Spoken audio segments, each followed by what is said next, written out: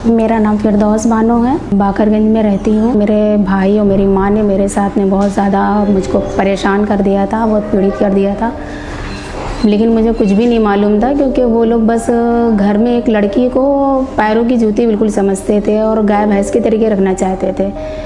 पर मैं रहती रही, क्योंकि बहुत छोटे से थे तभी मेरे पापा की डेथ हो गई थी, तो उस वजह से कुछ भी मालूम नहीं था दुनिया का कहीं पर। उसके बाद मैंने पार्लर का कोर्स किया और फिर मैं पार्लर की जॉब करने लगी।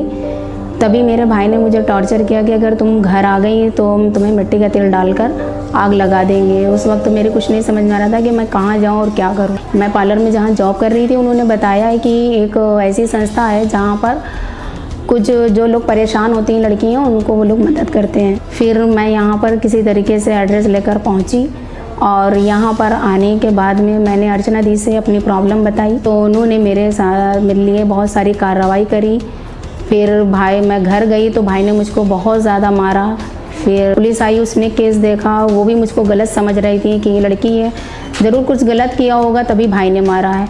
पर जब उनको सारी बातें पता चली तब उन्होंने बोला कि मतलब लड़की इतनी सही होने के बावजूद भी भाई लोग इतना जुल्म क्यों कर रहे हैं। फिर आखिरकार उन्होंने भी यही बोला कि कुछ नहीं, ये लोगों पर बोझ बन चुकी है, इस वजह से ये लोग इसको इतना परेशान कर रहे हैं कि ये खुद कहीं भाग जाए और चली जाए। फिर मैंने हिम्मत नहीं हारी और मैं घर ही के अंदर रहती रही।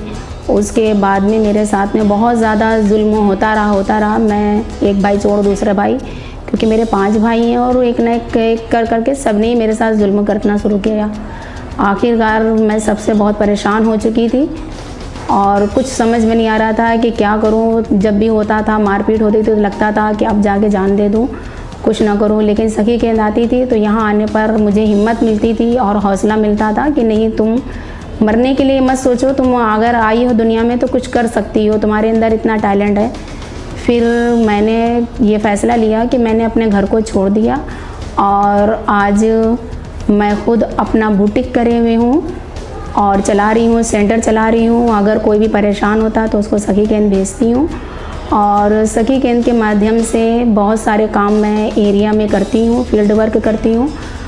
कभी किसी की प्रॉब्लम जाकर खुद से अगर सॉल्व होती है तो कर देती हूँ, वरना यहाँ पर भेजती हूँ। और कुछ ऐसा होता है कि दोबारा केस आना ही नहीं होता, क्योंकि एक ही बार में सखी केंद्र से मतलब कोई भी फैसला हो जाता है और मामला सॉल्व हो जाता है, दोबारा आना नहीं पड़ता है। इसलिए हमको लगता है कि हर पीड़िता को सखी केंद्र आना चाहिए और सखी केंद्र से बहुत ज़्यादा हिम्मत मिलती है और हौसला मिलता है और यहाँ पर प्यार भी मिलता है, जो एक परिवार है। इस वक्त पे मेरे माँ और भाई मेरे साथ कोई नहीं ना, मैं अकेली हूँ, लेकिन मेरा परिवार इस वक्त पे सिर्फ मेरा सखी केंद्र है और कुछ नहीं। मैं उसके बहुत शुक्रगुज़ार हूँ और आगे भी शुक्रगुज़ार रहूँगी कि अगर मुझे आगे बढ़ने की हिम्मत मिली है तो सखी केंद्र से मिली है।